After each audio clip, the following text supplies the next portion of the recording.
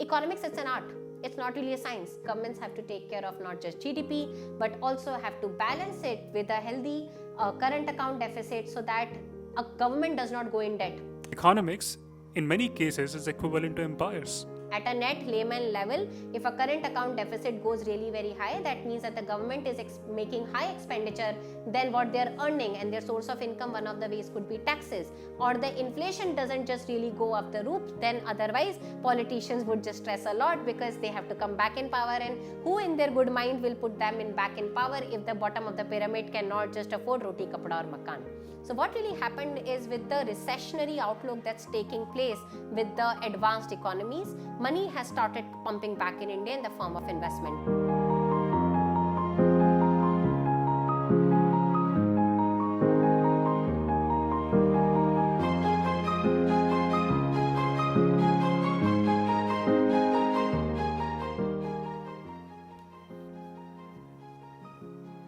Hi Naman, how are you doing? I'm doing fantastic, Shatakshi. Thank you so much. How are you? I am doing great. It's always a privilege to be back on your podcast and discuss a lot of intellectual things. I have been told by you that you want to discuss economic survey with me. So I'm very excited because I have a lot of things that we can delve upon. But I have a question back to you. Why the hell are we discussing economics? Absolutely. And to all those who are coming in for the first time to this channel, welcome. And the reason we are doing economics and we are studying economics in this podcast, it is simple. Because economics, in many cases, is equivalent to empires. Be it Harappans, be it Mesopotamians, be it Chinese empires, be it the Babylonian civilization, to as late as the British Empire or the American civilization, they thrived, they rose, they acquired power, they influenced societies because economies were strong. Today, the world is listening to India because of its economy. The world gives power to China, gives them more seats in the WTO, or listens to them in WTO or in the UN, is because of the economic size that China brings in. And therefore, economics becomes important. We are being taxed, we are being subsidized, and we are being politicized by the leaders who are driving the economy. An economic survey of India talks about the entire survey and gives us a true picture of how economy flourished, floundered in the past 1 year, and gives us a beautiful perspective or outlook of how will our economy look like in the midterm to the long term. And therefore, it's critical that every student, every youngster, every citizen is aware of those concepts of economics, and after getting acquainted with those concepts of economics, they should also be asking these questions from the political leaders who are driving the economics. That's a very beautiful example, and I think you should also invite Nassim Taleb to discuss economics with you at some point of time. People who didn't get the joke, read about Nassim Taleb and his views on economics. But Naman, I am all here, happy to answer any question that you might have from me. Of course, I am not an economist. I've worked as a former BCG management consultant, have been a policy advisor before. So that's the lens that I'm going to put here. But over to you, I'm all yours. Happy to answer. Fantastic. So basis your first impressions of the economic survey of India after the budget. What are those first impressions? That's a very good question. I am going to read my most favorite sentence from the entire economic survey line by line. As expected of a nation of this size, the Indian economy in financial year 23 has nearly recouped what was lost, renewed what had paused, and re-energized what had slowed during the pandemic and since the conflict in Europe. This is my favorite sentence. It showcases the ethos, it showcases our resilience, it showcases the theme of the economic survey. So I would want to kick off as I just did by narrating this sentence as is. Now the point that I would want to highlight is simple, because economic survey is a government document. I will always be cautious of the terms and terminologies, the data that is being cherry-picked in the survey, because in some way or the other, the Chief Economic Advisor of India reports to the political power of India. So, there are three things that were lingering for past few years, right? The first one was the obvious elephant in the room, the COVID-19 pandemic that slowed the growth of many economies. And thereafter, you had the invasion of Ukraine by Russia, that again led to a huge inflationary crisis because of the rising and soaring energy prices across countries, not just for India. And then now you're also seeing the concentrated effort, the concert being played by the Federal Reserve of the US, where they're now rising the interest rates and is impacting and in some way depreciating the currencies such as the INR. We're in Indonesia currently, and we're seeing how depreciation is taking place even in the Indonesian economy. So in this global scenario, which is so much murkier, why is economic survey or the advisors who have written this beautiful survey so optimistic about the outlook of India? Naman, I believe that's a fantastic question, and I really loved how you synthesized the three major global crises/turbulences that are happening in the overall economy. And I am going to be answering this question on first principles. That's my strength as a management consultant/strategist. And I can view this answer on two-pronged section, right? One is what really happened in India. Let's just try to understand that. And the second one is the outward comparison. While India was doing X, and we are going to discuss that X, what was really happening outside comparatively with other countries, let's just call them Y, right? So when we talk about X, going back to the fundamental of economics, and it's fine if your viewers do not know the fundamental of economics. In any economy, if you want to increase the economy, there are two methods, right? Both of them could be deployed. One is the Cobb-Douglas equation. What it says is, if you want to increase the economy of a nation, either you pump in more capital to it, or you increase the labor of it, and you put both these things in brackets and put productivity out of it. That's one, right? So we're talking about labor, we're talking about capital, we're talking about productivity. These are very complex terms for the audience. Can you also elaborate and explain what these terms mean? Sure, I completely agree to that. There are no assumptions. Capital is money, labor is people. There could be blue collar jobs and there could be white collar jobs. For any project to succeed, imagine India like a project. You need labor, you need people to be working there, right? There could be manufacturing projects where blue collar labor is required, or there could be intellectual projects where white collar labor like management consultants, tech engineers, etc. are required. And then third is productivity, that with the same capital, with the same labor, suddenly you enhance productivity, then the GDP will enhance, which is almost what Germany has been doing for a long period of time. So that's what Cobb-Douglas said. Then on the other hand, it's the basic additive equation that if an economist has to increase the GDP of a nation, then you can increase private consumption. When people start splurging more on things like spice tea or this laptop or your MacBook, then suddenly there is an increase in the GDP of the nation. That's one way. The second way in that second section is the investment route. When more investment comes in, more job comes in, more capital comes in, right? The third one is the net export, that when a country exports minus net export is export minus import. When a country net exports more, then the GDP of the country enhances, which is what the China's answer for economy has been for the last 1 decade, right? Now they are trying to improve their GDP through private consumption as well. The fourth one is the government expenditure, which is what, for example, Barack Obama used after the global 2008 crisis. They said that the global crisis has happened, let's try to pump in money in the manufacturing sector, and that is one of the key reasons through which the economy could bounce back. So those are the two methods through which you can actually think of how the GDP of an economy advanced. Now, before I answer how India's GDP really enhanced or why the outlook looks of 6.5 to 7% growth in the coming year, there is another thing that we need to appreciate that economists go through, and that's why I always say economics, it's an art, it's not really a science. As you try to improve the GDP of a nation, then you have to monitor inflationary pressures as well, right?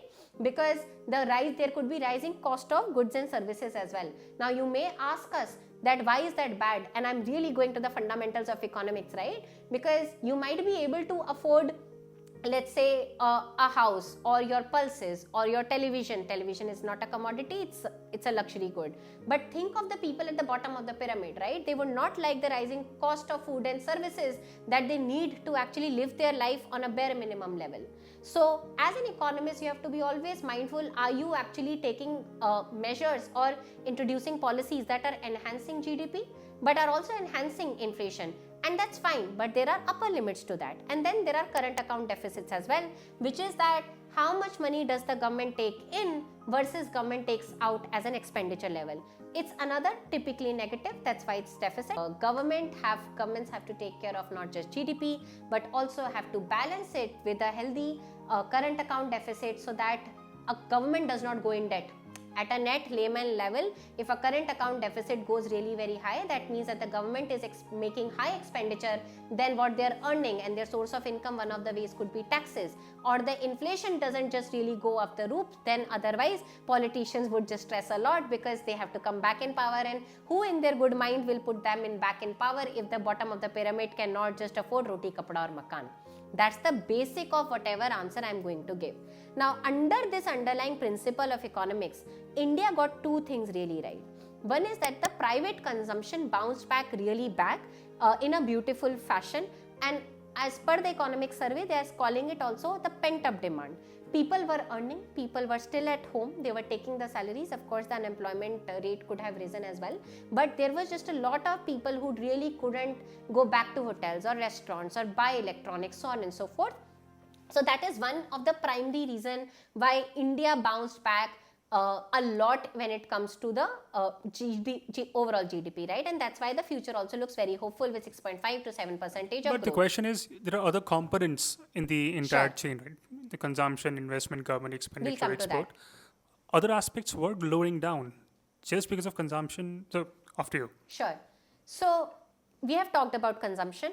Let's talk about investment. The investments actually increased as well. That is where the capital pumping in was happening. Now, what really happened was and that is the answer I was actually holding up for the second part of the equation. Remember, I said I'm going to divide this entire answer into India answer comparatively with the world. Let's just try to merge everything together. So what really happened is, with the recessionary outlook that's taking place with the advanced economies, money has started pumping back in India in the form of investment. That could be for manufacturing, that could be just pure play VC capital, that could be just opening up offices, etc. as well. And that capital in itself is another reason why India's outlook, and that investment is another reason why India's outlook was actually positive. So that's the second part of the equation. The third part of the equation, which is the government expenditure, was actually also positive, which contributed net to the positive outlook of the GDP.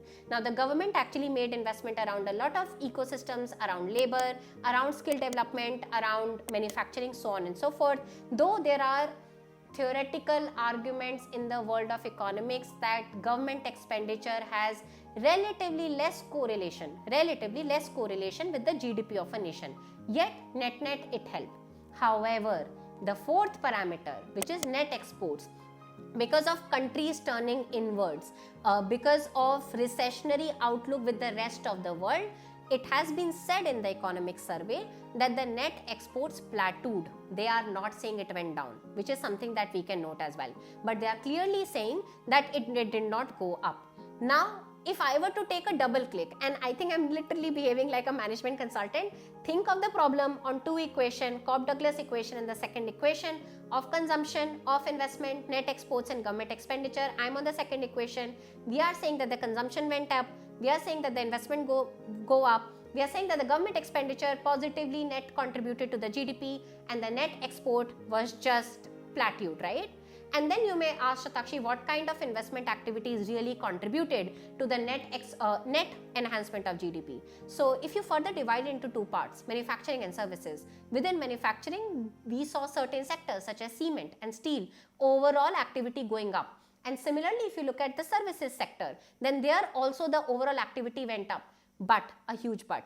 I could put another cut there, which is urban versus rural. So the unemployment rate that has been really hitting rocket high, as per the economic survey, they are saying that the unemployment rate has declined, but that's an urban data. They are commenting that the Pradhan Mantri PMGSY, which is the famous scheme in rural India, it is still contributing net positive to the livelihood and to the job employment. My view is the economic survey has not commented enough on rural India. What's really happening on manufacturing, services and employment there as well. My view is that overall there has been a tank, or at least the numbers do not seem to have improved. So that's my view overall on what's really happened in India. And then if you combine it with the Cobb-Douglas equation, remember there was capital sitting there, there is capital pumping in, and over and above that, there has been an aggregate credit rise in India as well. And if you double click on it, it's been found that the credit rise is actually predominantly, a large chunk of it is by the demographic dividend of India, which is the youngsters, the youth. They are actually banks have actually, Sibyl has this data that a lot of youngsters are reaching out to bank asking for a loan, etc. And then eventually if you understand and combine the equation, and it eventually leads for a higher private consumption. I'm trying to really connect the dots here because people understand economic survey at the face of things, that okay, the manufacturing sector improved, okay, the GDP is improved, okay, the unemployment crisis has not been improved much in rural India, but let's just really tie the dots together. I am shifting the levers. I'm going back to the point number 2, which is external. What really happened in the external world, which did not really happen in India, which helped us really improve, is that point. There are 2 things, I think, largely. Number 1 is our health and economic fallout from pandemic was not as worse as it has been happening outside, and a lot of credit, we can't deny that, goes back to the government for literally vaccinating a huge population that helped us survive layers after Omicron, right? So that's the first answer. Look at what's happening in China. China is now opening up as we are shooting this video, but there have been waves after waves. So that's point number 1.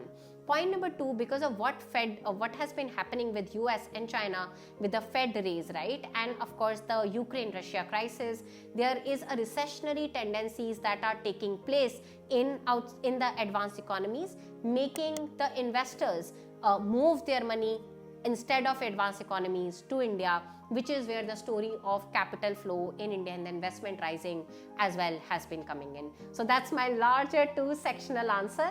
I tried my best, Naman, to actually explain it in as much layman term as possible. If you want, I'm happy to share resources around what is inflation, what is labor, etc. But that's my long answer to your question. Right. No worries, because I'm fairly certain, because the goal is simple. The goal is extremely simple. It is that countries will come, so India will come with multiple economic surveys. This year, next year, the year later, so on and so forth. The list is endless.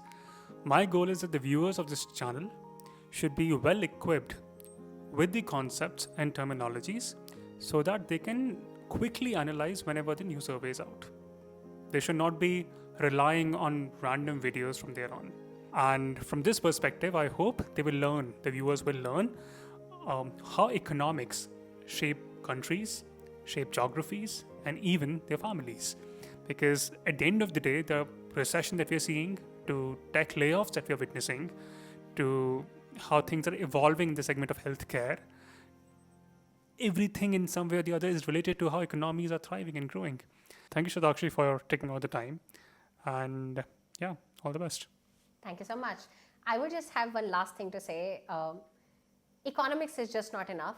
There's a very competent and healthy debate happening about happiness of the nations, right? And there was a very interesting sage that we met recently who said that happiness only makes sense when the economics are right. Be it at a personal level, be it at a family level, or be it at a national level. So I just want to resonate over what Naman just said. If you want to solve for happiness, solve for economics first. It's important. Beautiful.